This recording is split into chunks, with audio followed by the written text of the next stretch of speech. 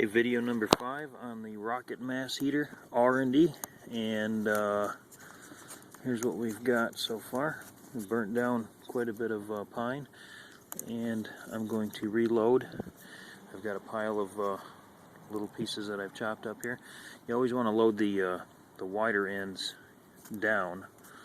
That way, as it self-feeds itself, you won't end up with a wedge, because as it goes down, you don't want all your pieces to get hung up and wedge themselves too high. So you put the bigger sections in there, point them down, go ahead and load it on up, and there we go. We've reloaded it. We can probably put another one in there.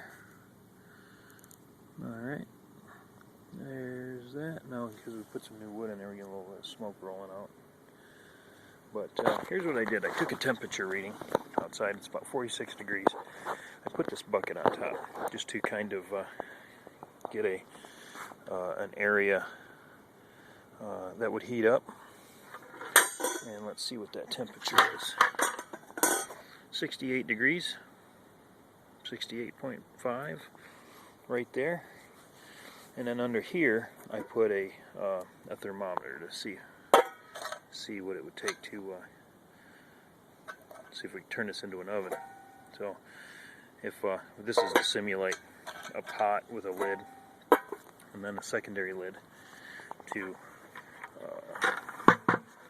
end up with like a double glazing installation. So out here it's 46, the next chamber in it was 68, and the next chamber in much hotter, obviously. But this is still nice and warm all the way down, and it's warm all the way down to the bottom now. It's warm here too. Bricks are ice cold on the outside. That one's warm, which is where all the fire's at, obviously. That one's a little warm. That one's cold. That one's cold. Cold. Let's see what it feels like up in there. Those are getting warm. So, now look at it. Absolutely no smoke coming out of that thing.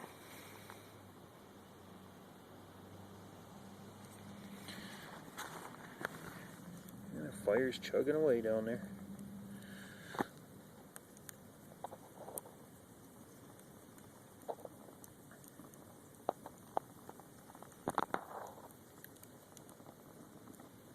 Got a little puff of smoke there. That happens. I just close that off a little bit. And by closing it off, if you don't know, it basically speeds up the velocity of the air. We'll just kind of maybe do that. The smaller the hole, the faster the air.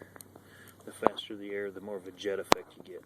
But again, that's why I'm doing the R&D, to see what size, burn pot I need versus length of horizontal between the entrance and the fire. See, this is the fire is here, and there's only this brick and this brick of horizontal before it starts to roll right up the inside. So, and here we got about a 5x5 or a 4x4 chimney chase, and here we're about half that. So I'm playing with different dimensions. Is it going to be equal, 5x5 to a 5x5, or maybe I go round, 6-inch round all the way up, or do I want to go 6-inch round, 8-inch round here? So I'm playing around with the dimensions and seeing what's going to work the best. But so far, she's working pretty slick. I see for a permanent application, an adjustable damper is going to be needed, as far as I can tell at this point. All right, well, more to come. We'll see what happens. See if I can get this warmed up here like an oven. All right, thanks.